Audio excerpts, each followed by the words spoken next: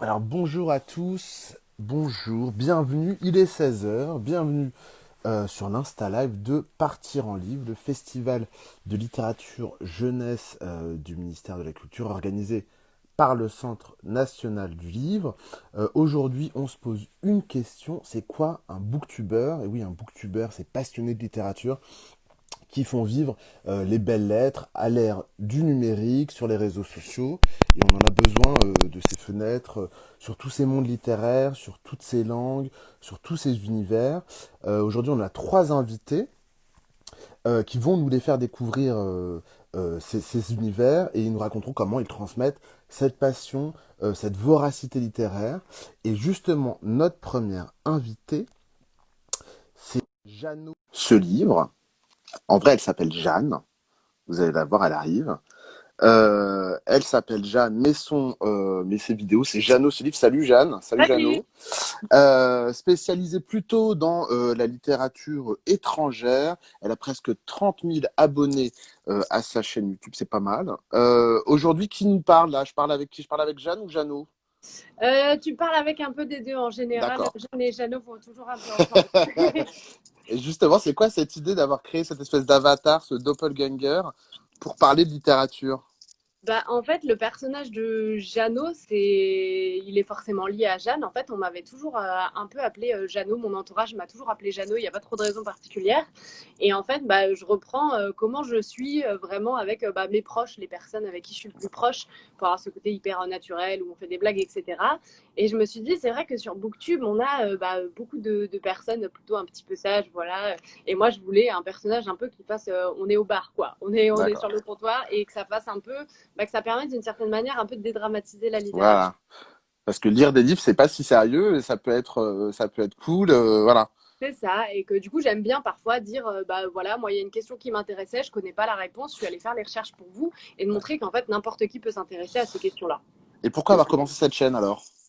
Ça remonte un petit peu. En fait, j'ai eu plusieurs chaînes YouTube. Déjà, j'en ai eu Ouais. une en anglais quand j'étais en fac d'anglais parce que bah, je voulais pouvoir m'entraîner à parler anglais et que j'ai toujours adoré les livres. Après, j'ai bossé un petit peu chez l'étudiant où là, c'était beaucoup plus recevoir des services presse et en parler. Et puis après, j'ai eu un peu envie de m'éloigner de tout ça et de juste faire une chaîne qui parle de livres sans forcément rentrer dans les codes de BookTube, donc de parler, de faire des book hauls, de faire des updates lecture, mais plutôt d'essayer Ouais. de m'intéresser à un thème à chaque fois. Mais c'est ça qui est bien d'ailleurs dans tes vidéos, c'est que c'est hyper éditorialisé le contenu. Là, je regardais, c'est toujours des sélections, une sélection de livres qui va nous éclairer, une sélection de livres pour nous aider à relativiser. Qu'est-ce que c'est qu'un classique? Qu'est-ce qu'elle apporte justement cette approche journalistique dans ton traitement de la littérature? Bah, c'est que déjà, je pense que des chaînes qui font des book hauls, des updates lecture, moi j'en regarde des tonnes et j'adore Ouais. ça, mais je pensais qu'il y en avait déjà beaucoup et que j'avais envie en fait surtout de parler aux gens qui lisent pas. Et que quand tu n'as pas l'habitude de lire et que tu vois update lecture, book haul, ça peut paraître un peu. Tu vas pas forcément cliquer, en fait, tu vas dire qu'est-ce que c'est que ça. Et moi, j'avais envie que quelqu'un qui n'ait pas ouvert un bouquin depuis 5 ans, ça puisse l'intéresser de tomber sur ma chaîne et pour forcément aller, pas forcément aller lire derrière, mais juste se dire que bah, la littérature, c'était pas si chiant que ça, en fait. Et aussi ton côté littérature étrangère, il te permet aussi de nous emmener plus loin et de permettre de s'intéresser à des livres que, en tant que francophone, qu'on n'a pas encore lu, qu'on n'a pas encore vu. Est-ce que tu as pu faire des belles surprises et est-ce que ça t'a amené peut-être un regard sur le monde différent Je sais pas trop. Après, je pense que c'est beaucoup lié au fait que je me suis d'abord intéressée au booktube anglophone et que j'ai commencé une chaîne en anglais. Donc, c'était plutôt mes repères et mes modèles, ils étaient plutôt anglophones. Après, l'inquiétude, c'est toujours de parler de livres bah, qui sont sortis en anglais mais qui ne le sont pas forcément en français. Et sur ma chaîne, bah, j'ai envie que tout le monde puisse s'y retrouver un peu et que les gens se sentent pas exclus et qu'ils puissent bah, lire un peu tous les livres dont je parle. Mais après, si ça peut encourager des maisons d'édition à les traduire, pourquoi pas. Ouais. Et la passion de la littérature, toi, t'as un premier souvenir d'un premier livre qui t'a bouleversé, qui a Euh, tout changé? je pense que le tout premier, c'est un livre que ma sœur m'a lu. alors qu'elle est même pas spécialement, elle lit même pas des tonnes ou quoi aujourd'hui. Mais quand on était petite, on a lu un livre de Louis Achard qui s'appelle Il y a un garçon dans les toilettes des filles. Et c'est l'histoire d'un petit garçon qui, sans faire exprès, se retrouve dans les toilettes des filles. Et c'est un garçon qui est un peu, il est vu comme le cancre, mais en fait, on apprend à le connaître. On apprend qu'il a des petites figurines avec lesquelles il joue parce qu'il a pas d'amis. Et puis il va commencer à discuter avec la psy qui est dans son collège. Et en fait, petit à petit, il va être hyper touchant. Et je me souviens d'un moment où j'étais en vacances avec ma sœur et elle me l'a lu et elle me finissait le livre. On était toutes les deux en pleurs, pas loin d'aller dormir et je me souviens de cette anecdote. Est-ce que tu cibles un peu, tu cherches à cibler un public en particulier là, quand par exemple tu vois 30 000 abonnés, est-ce que tu sais à peu près qui te suit ou pas? Est-ce que c'est pas une question du tout ou... Je regarde de temps en temps quand même forcément les analytics de YouTube. Je sais que c'est plutôt des femmes quand même qui me suivent, Ouais, mais sur BookTube, vu les sujets que je fais, c'est triste à dire, mais ça reste encore un peu genré, quoi. Quand tu parles plutôt de SF, manga, etc., c'est ouais. considéré un peu comme masculin. Et tout ce qui est romance, jeune adulte, young adulte, etc., c'est plus considéré comme féminin. Donc je sais que c'est plutôt une majorité de femmes, mais après, j'essaye plus de parler des lectures qui m'ont touchée et de me dire que, comme tu le dis, au bout d'un moment, quand il y a quasiment 30 000 personnes qui suivent, tu sais que ça a forcément un impact, les livres dont Ouais, tu vas parler. Donc, par exemple, quand il y a eu le mouvement Black Lives Matter qui s'est ouais, beaucoup ça je l'ai vu. relayé avec George Floyd, je me suis dit, bah, j'ai aussi une responsabilité de dire aux gens que c'est cool de lire, ça permet de s'évader, mais aussi de leur proposer d'autres lectures parfois qu'ils ne seraient pas allés voir derrière. Et ouais, je pense qu'on finit par se sentir un peu une responsabilité quand même d'une certaine manière. Il y a un côté, oui, militant, en tout cas citoyen, quoi, dans ton action. Ouais. Qu'est-ce que tu fais d'un événement qu'on attend tous toujours un peu en fin août, début septembre, qui est la rentrée littéraire? Comment toi t'abordes ça, les nouveautés, les sorties Je trouve que c'est hyper, comment dire, ça fait beaucoup d'un coup et Ouais, voilà, ouais. justement, c'est dur à gérer. On se dit, mais c'est quoi tous ces bouquins d'un coup? En général, j'ai tendance à peut-être faire ouais, une petite vidéo sur qu'est-ce que c'est que la rentrée littéraire ou ce genre de choses. Mais c'est vrai que j'essaye aussi de pas trop y donner d'importance. Mais après, peut-être que j'en ferai une vidéo bah là, cette rentrée-là, parce qu'avec le coronavirus, je pense que ça va être une rentrée littéraire hyper chamboulée. Donc, ça va être Ouais. intéressant de voir comment ça se passe. Mais Et t'as vu des ouais, choses un peu ou pas du tout? Déjà? honnêtement, pas encore. Non, Pas je me suis encore. renseignée très très tard là-dessus. Et là, par exemple, tu prépares ta prochaine vidéo, c'est sur quoi? La prochaine vidéo, elle sort demain et c'est comment j'ai essayé pendant une semaine de quitter les réseaux sociaux pour lire plus. Et Ah. petit spoiler, j'ai lu plus, mais j'ai pas arrêté complètement les réseaux sociaux, c'est trop difficile. Et ouais, et est-ce qu'on lit sur les réseaux sociaux, tiens? On lit un petit peu, ouais, il y a des comptes, je sais plus, je crois que c'est le compte d'une bibliothèque américaine qui avait fait ça, où en story, ils mettaient justement des livres un peu en story, où tu avais le texte, il y avait une sorte d'illustration et tout. Donc, en vrai, ça peut être carrément un lieu où on peut lire. Il y a aussi beaucoup de poésie. Sur Twitter, à une époque, il y avait beaucoup de micro-nouvelles. Donc, en vrai, ouais, ça peut être carrément le lieu pour lire et surtout découvrir, je pense, de nouvelles formes de faire et de s'amuser un petit peu avec les livres. Alors, les vacances arrivent là, donc on va parler. Tu as un petit conseil Ouais. littérature à nous proposer, mais justement des vacances qui sont bien méritées, je pense, pour tous. Qu'est-ce que toi, tu as fait pendant ce confinement et comment est-ce que les livres ont été un repère, un endroit où Ouais, carrément. Dès se que ça a cacher? commencé, je me suis dit, on va lire. Là, il va falloir lire, sinon on va devenir fou, on va pas sortir, on va pas voir les gens qu'on aime. Donc, j'avais lancé un petit marathon de lecture qui s'appelait le Jeannoton, où j'avais lancé des petits challenges aux gens essayer de trouver si vous avez chez vous un livre d'un proche que vous aimez bien, comme ça, histoire de se rapprocher un peu des gens. Donc, ouais, je pense que ça peut être carrément un moyen de s'évader. Je pense que l'été va être un peu sous le même signe. Je vais continuer des vidéos pendant l'été et puis malgré tout, ça aura fait du bien. Je pense ça m'aura permis pendant le confinement de me demander un peu où est-ce que j'avais envie qu'aille ma chaîne. Et donc ça va pas mal être chamboulé les prochains mois. Et est-ce que le booktuber est confiné? Enfin bon là il l'a été, mais est-ce que d'habitude tu te sens comme quelqu'un de confiné ou tu sors, Il y a un peu de tu tout. lis dehors? Alors moi, je lis beaucoup en intérieur. Je suis un peu du genre ermite, mais c'est vrai que j'avais prévu des reportages, des trucs un peu en extérieur. Et donc, quand on s'est retrouvé bloqué en intérieur, ça a fait un petit peu mal. Mais après, c'est marrant, plein de gens disaient que des gens qui travaillent plutôt en indépendant et qui bossent de chez eux, ils se disaient, mais en fait, vous découvrez ma vie de tous les jours. Et c'est Ouais. vrai que moi, c'est un peu ça, vous découvrez qu'en fait, je suis cloîtrée chez moi tout le temps à faire des trucs comme ça derrière mon ordinateur. C'est ça. C'est bien. Mais ouais. Bon, bah, on espère que tu ailles un peu au soleil. Et du coup, si tu vas au soleil, tu prends quoi avec toi? C'est quoi ton conseil de lecture? Si je vais au soleil, je pense que je prends Lumberjane, qui est une BD. En fait, c'est un groupe de 5 jeunes filles où en fait elles se retrouvent dans comment ça s'appelle? Un groupe de scouts pour jeunes filles. Et donc on va avoir 5 personnages très différents. On va avoir des personnages racisés, des personnages queer. Il y a un peu de tout. Et en fait, ils vont leur arriver plein d'aventures qui sont pas toujours expliquées, des trucs un petit peu fantastiques. Et ce qui est trop cool, c'est que déjà c'est hyper drôle, c'est hyper beau. Et en plus, on n'est pas sur un seul personnage. On va vraiment suivre tout ce groupe. Et ça, j'ai trouvé ça hyper intéressant. Là, je vois en commentaire championne des jeux de mots, Jeannot, mais d'ailleurs, Ah oui, c'est Lumberjack, c'est normal. déjà. Lumberjane, c'est un jeu de mots, puisque Lumberjack, c'est bûcheron Ouais, en exactement. anglais, et Lumberjane, du coup, des femmes bûcherons. C'est ça, Voilà. exactement. Eh ben, merci beaucoup, Jeanne. Merci, Jeannot. Je sais Avec pas à qui plaisir. j'ai parlé, mais Un peu de voilà. tout. Ouais, on essaiera de se prendre un verre au Barto. C'est ça. Merci beaucoup et à bientôt. Avec plaisir, salut. Salut. Alors, à suivre, eh bien, on va recevoir une superstar. Et je pèse mes mots. Elle s'appelle Audrey. Son Instagram, eh ben, il a plus de 40 000 abonnés.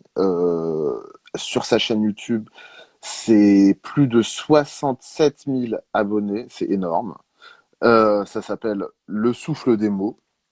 Et vraisemblablement, elle en a du souffle, cette Audrey, puisqu'elle a, je crois, 22 ans. 22 ans, la reine des réseaux sociaux. Et puis elle est là, je crois, elle arrive. Audrey, vous m'entendez? Elle est là. Audrey est là. Oui, La star. oui, bonjour. La star, la star, la star. Quelle présentation. Près de 100 000 abonnés. Incroyable. Et tout ça, et tout ça. Alors, ouais, c'est ce que je disais. Moi, j'ai regardé, j'ai beaucoup regardé ton Instagram. Et c'est vrai qu'on a envie d'être avec toi. T'as un chat qui s'appelle Alaska. On a envie Tout d'être à avec fait. toi, de Ouais. lire des livres. Et voilà, et c'est formidable. Vous faites quoi dans la vie, en fait, Audrey? Je vous vois parce qu'à 22 ans, je me dis quand même, Mais non.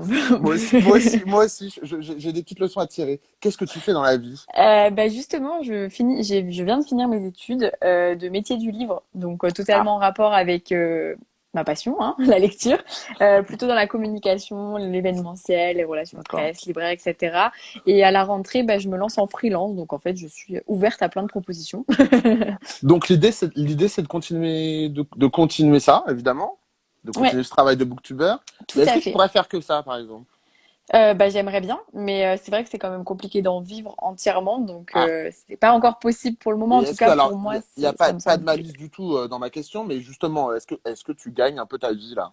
Oui, un petit peu, mais pas assez pour Ouais. vivre en fait. Et Et du comment, coup, du coup? c'est bah, par des événements comme partir en livre par exemple, des D'accord. ateliers booktube dans des médiathèques, D'accord. l'argent rapporté par YouTube. Mais encore une fois, Ouais. l'argent rapporté par YouTube, faut vraiment réaliser que c'est très peu.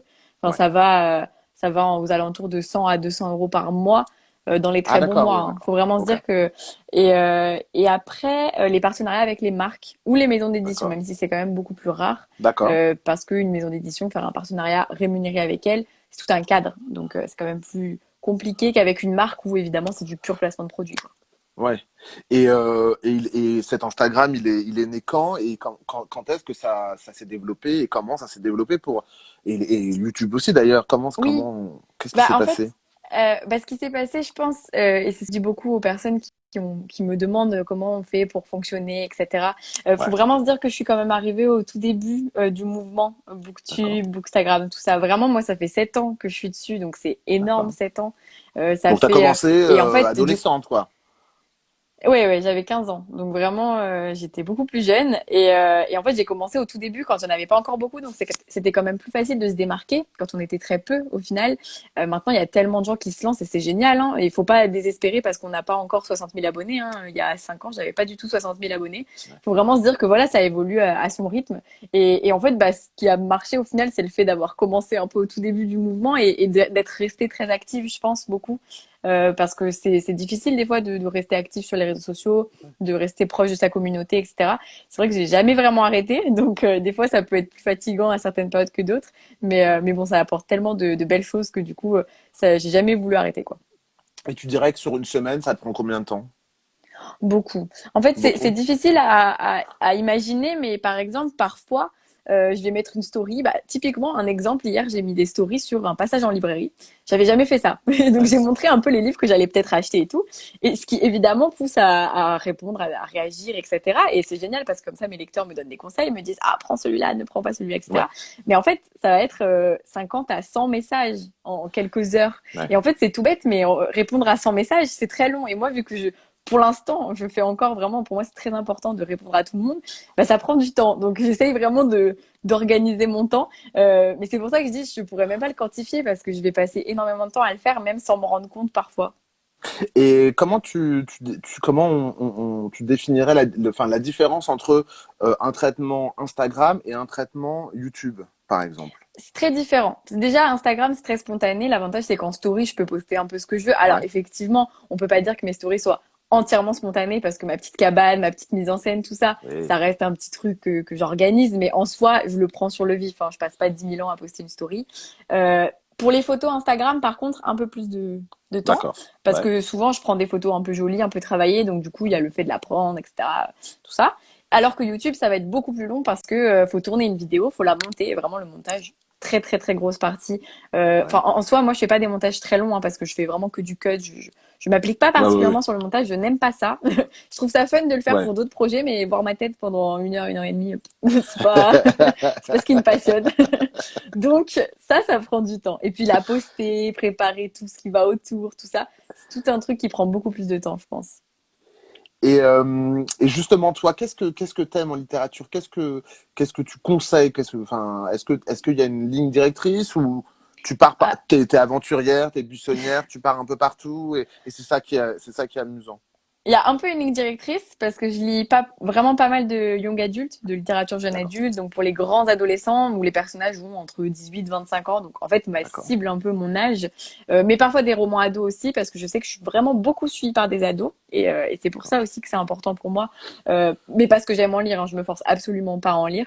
Et après, par contre, j'aime bien aussi sortir un peu des sentiers battus, découvrir un peu des petits polars thrillers, parfois des livres un peu qui sortent de mes habitudes. Et après, je lis quand même du contemporain, littérature générale, ça m'arrive aussi. Hein. Mais c'est vrai que c'est pas mon genre de prédilection, mais j'en lis aussi et j'apprécie et je varie en fait. Puis c'est aussi en grandissant, hein, parce que quand j'ai commencé, j'avais 15 ans. Évidemment, mes Ouais. goûts ont évolué depuis aussi. Est-ce qu'on te pose des questions souvent? Enfin, quelle est la question qu'on te pose le plus quant à ce C'est métier? dur ça. La question qu'on me pose le plus, je pense, bah, on me pose souvent la question quel est ton livre préféré en fait. Ça, c'est un truc qu'on me Ouais. pose souvent, qui est hyper dur Bah parce que je suis tiens, en mode, bah, mais écoute, bah, ah oui, tu peux pas répondre et tu ne veux pas répondre bah, et tu n'y c'est répondras dur. pas aujourd'hui. C'est dur en fait parce que j'en ai un peu un ou deux chaque année quoi donc c'est hyper Ouais. dur d'avoir un seul livre préféré. Là, je voyais que tu avais acheté tous les Harry Potter en version originale. Oui, Ça, oui, c'est un oui. bon souvenir de lecture pour toi? Ah oui, oui, totalement. Mais moi, les Harry Potter, je les ai lus, bah, je les ai lus il y a plus de 10 ans, je pense. Déjà, je les ai pas lus très tôt au final, hein, quand Ouais, on y réfléchit, parce que je les ai pas lus au tout début et tout. Moi, j'ai vu les films avant, hein, j'avoue tout. ouais, Et c'est les films qui m'ont vraiment donné envie de lire les livres. Et c'est vraiment un bon souvenir dans le sens où j'ai vraiment grandi avec Harry Potter. ouais. C'est ça qui fait que c'est vraiment une saga très chère à mon cœur parce que c'est tout l'univers en fait qu'il y a autour. C'est même pas que les livres au final, parce que moi, c'est vraiment les films qui ont bercé mon enfance. Donc les livres, ils ajoutent ce truc, bah, tous les détails à l'histoire. Mais moi, j'ai vraiment grandi. Enfin, quand j'étais petite, j'avais des cahiers avec j'avais écrit à la main toutes les potions, tous les sorts, ce que ça faisait et tout. Enfin, j'étais à fond. Donc la littérature, c'est assez tardif, tu dirais, pour toi, cette passion pour la littérature ou c'est... Non, par contre, non, pas la passion pour la littérature. En fait, c'est juste que Harry Potter, je sais pas pourquoi, j'ai pas lu Harry Potter au moment où c'était au centre de tout, en fait, parce que je voyais les films et puis à l'époque, j'avais regardé les films et j'avais lu les livres et je m'étais arrêtée au sixième parce que le septième en film n'était pas sorti et je voulais voir le film avant, improbable, ce que je ne ferai plus jamais. Est-ce que dans ton activité de lectrice, tu t'interroges parfois sur comment on fait pour écrire des livres que tout le monde lit? Et Ouais, est-ce que en totalement. lisant autant, tu arrives un peu à comprendre, et dire, ah, peut-être que même moi, je pourrais le faire. Alors oui et non. En fait, j'aimerais trop écrire un livre. Quand j'étais petite, j'écrivais Ouais, énormément. Bah justement, quand j'avais 12 13 ans, j'écrivais beaucoup, mais vraiment, j'écris des histoires hyper longues. Hein. J'ai des livres de 100 pages, je pense. Hein. Et j'écrivais très bien d'ailleurs. Je ne comprends pas. Je pense que j'ai l'impression d'être incapable d'écrire comme quand j'avais 13 ans, alors que c'est ridicule un peu, mais vraiment, c'est quand même très dur d'écrire. Enfin, c'est un truc que je trouve compliqué. Et c'est pas en lisant beaucoup que j'ai l'impression que j'y arriverai, en fait. Je pense que c'est plus en D'accord. pratiquant beaucoup. Je pense. En D'accord. tout cas, de ce que j'ai pu entendre de la part des auteurs aussi, c'est vraiment en écrivant tous les jours qu'on réussit à apprivoiser son style littéraire et tout. Et c'est pour ça que vraiment, je dis toujours aux jeunes qui aiment écrire, mais continuez d'écrire, vraiment, ne vous arrêtez jamais. Moi, je me suis arrêtée et maintenant, j'écris comme un pied, j'ai l'impression. Ouais. Et c'est pas du tout quelque chose que tu envisages. Si, j'aimerais beaucoup, mais j'ai Ouais. l'impression d'écrire mal. En fait, il faudrait Ouais. que je me Mais lance c'est. vraiment. Mais d'ailleurs, justement, vu que je serai en freelance à la rentrée et que j'aurai peut-être un peu plus de temps, peut-être, pourquoi pas? Ouais. Ça peut être une option. Pourquoi En pas plus de tous essayer? ces abonnés. Des Oui, lecteurs potentiels, en tout cas. En tout oui, cas, il y a au moins peut-être, 100 000 j'espère. lecteurs. Donc ça, c'est bien. C'est C'est un ça. livre bien vendu. Euh, Audrey, je demande du coup un petit conseil littéraire pour l'été. Oui, Est-ce que t'as choisi quelque chose? oui. Bah là, j'ai pris le livre, hein, du coup. Ah oui, C'est bien. super avec le C'est reflet. à Je l'envers. suis ton soleil. Ah Ah oui, bah oui, oui, de mince, Marie c'est à l'envers. Pavlenko. Il y a écrit Je suis ton soleil de Marie Voilà, Pavlenko chez Flammarion. En plus, je parfait. travaille chez Flammarion, ça fait très promo, alors que Ah, pas du tout. C'est vraiment un livre que j'ai vraiment trop aimé. Mais du coup, pour moi, c'est le livre parfait pour l'été. Bon, déjà le titre, hein, vous avez compris. Je pense qu'on a tous envie de soleil en été. Et aussi beaucoup le fait que c'est un livre qui fait vraiment rire, sourire, qui est juste hyper lumineux en fait. Le livre est lumineux autant que la couverture.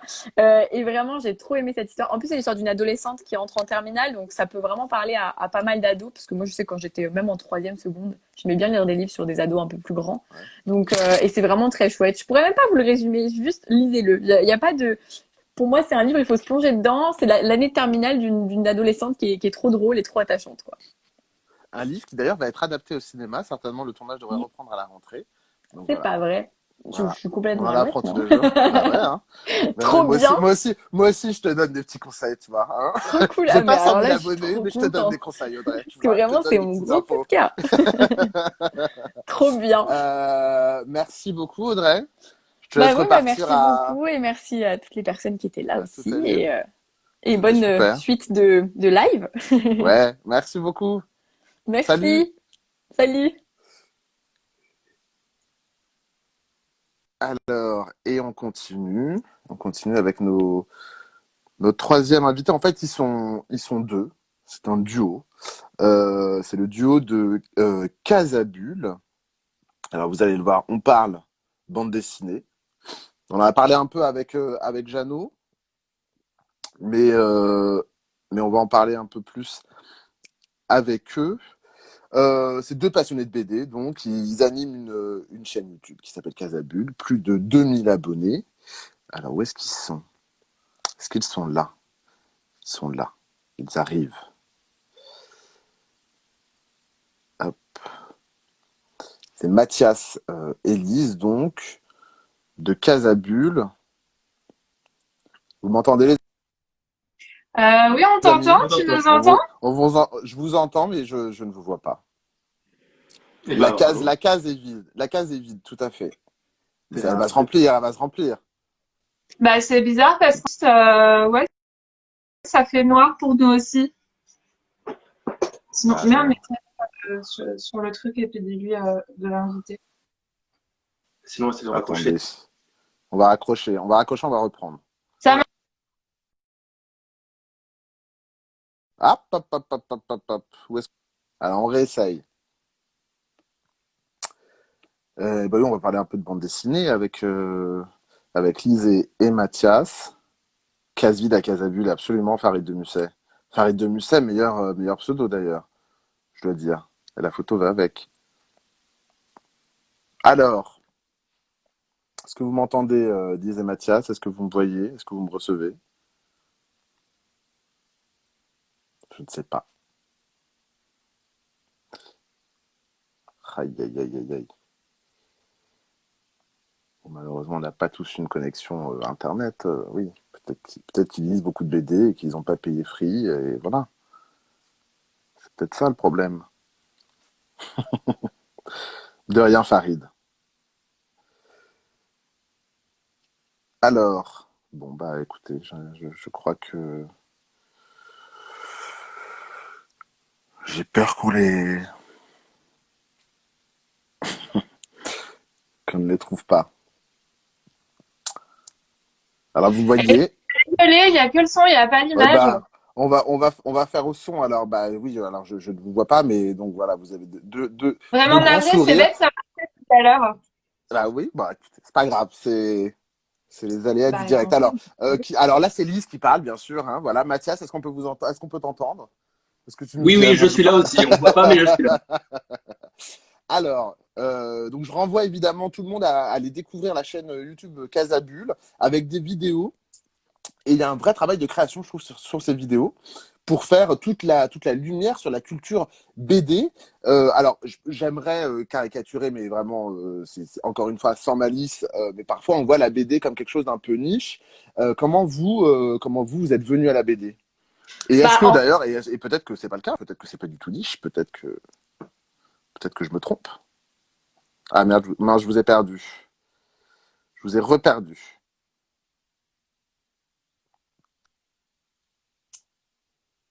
Alors, on réessaye.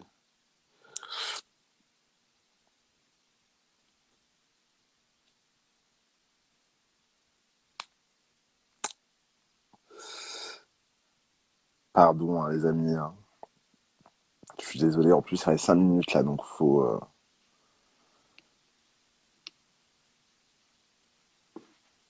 Est-ce que Lise, tu m'entends? Alors, il y a eu. Alors là, on arrive à la fin du. Ah, il y a Mathias. Alors, attendez. Farcat Mat. Hop. Ah oui, voilà. Tac. On essaie avec Mathias. Ah, yes, parfait.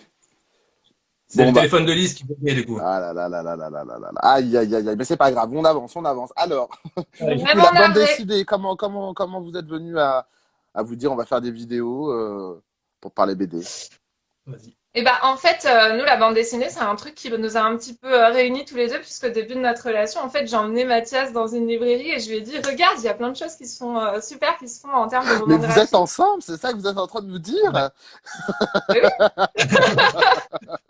Non, j'arrête de vous Et interrompre. Allez-y. oui, en plus, il faut parler vite.